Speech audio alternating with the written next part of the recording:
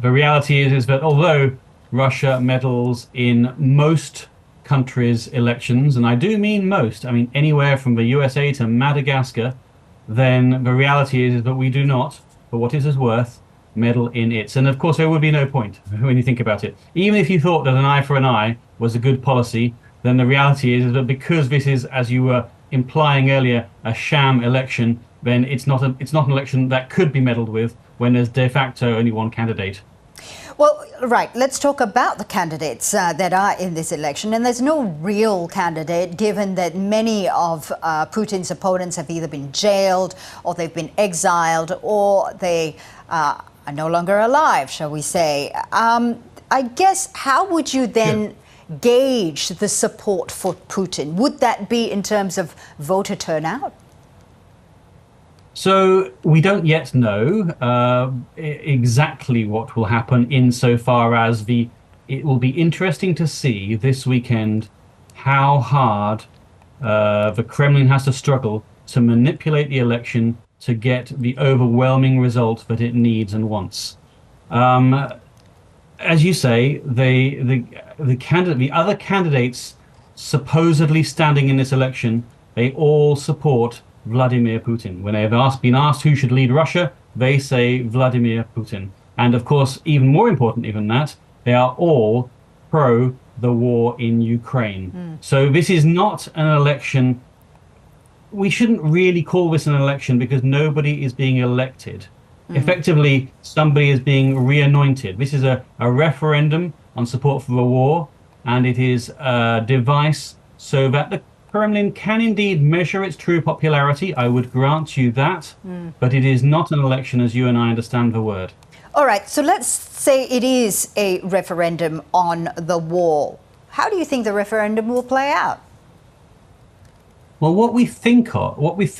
polling is hard to come by in Russia because obviously people are scared to say what they think, whether they are interviewed by governmental or non-governmental organizations and people. But what we broadly believe is that somewhere between 15 and 20% of Russians are fervent supporters of Putin's war in Ukraine. And maybe the same number, 15 to 20%, is at the other end of the spectrum. That is to say that they do quite radically disagree with the Kremlin's line and approach. These are not hard and fast figures, but that does leave quite a lot of soft middle, which describes a combination of apathy and people who ultimately, I think, realize that they are in it and therefore they might as well win it. They don't really want to they don't want to think of themselves as the aggressor. They're sort of prisoners of their own minds, Stockholm Syndrome victims, if you like. And that is a large selection of population. We do know that the war is not popular in Russia. Obviously, if your husbands or brothers or sons are being sent off to die in this war, as over 400,000 Russians at the very least have done, then it is not popular. But Russians, it must be said, the Kremlin is going to have to mobilize more Russians to fill that void. After all, 90% of Russia's initial forces in Ukraine have now been destroyed by the Ukrainians. Will that bring down Putin, do you think, if more Russians are being recruited for the war? That is what they're afraid of, and that is why Vladimir Putin has resisted mobilization so far. The last round of mobilization in September 2022, where they took people from prisons, they conscripted from immigrants, that did cause objections, protests, fires at conscription centers. So I think that certainly it's something the Kremlin is nervous of. So the combination of mobilization plus the vulnerable time of an election does imply that the Kremlin you wouldn't think that they are nervous, bearing in mind the control that they exert. But yes, I think it is a time of vulnerability for Russia. After all, we saw a near coup in June of last year, courtesy of Yevgeny Prigozhin. They survived it quite easily, as it turned out. But they're not. This country is strong but brittle, and I think they have an understanding of that. Putin has warned the West that any deepening support for Ukraine could result in a nuclear war.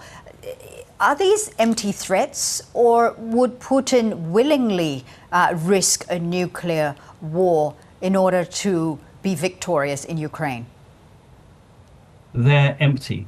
When you think about it, on the very eve of the war, when Putin moved his troops into Ukraine, he said that if the West interferes in Russia's actions, then we will see consequences of a like we have never seen before. And there has been a steady stream of nuclear scare rhetoric ever since. Seems very hard to believe that a man who is so scared of catching COVID that he has to sit at the end of a 25-foot table opposite other world leaders in order not to catch COVID. This is somebody who is suicidal in any sense.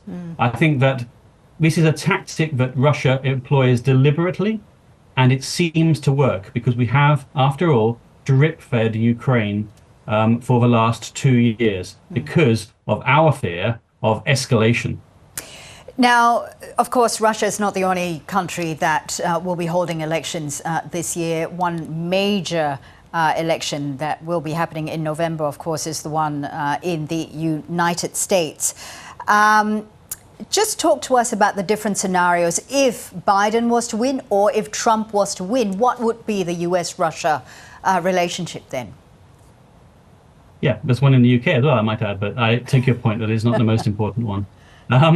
Yes, in some respects, you could argue that there's no difference between a president who does not want to give aid to Ukraine and a president who is not able to give aid to Ukraine in the case of Joe Biden. But I think that actually it probably does run deeper than that. And because Donald Trump's antipathy towards NATO, it seems a reasonable supposition that he does not believe in the principle, in the concept of collective defense, so-called Article 5 treaty, whereby a declaration of war, an attack on one country is seen as an attack on all. Donald Trump would not, it seems, and says he would not, come to the aid of countries which are not pulling their weight. And I would concede that most countries in Europe are not indeed pulling their weight by comparison to the United States. So I think there is a tangible difference for Ukraine, but most of all, actually, for the security of the rest of Europe.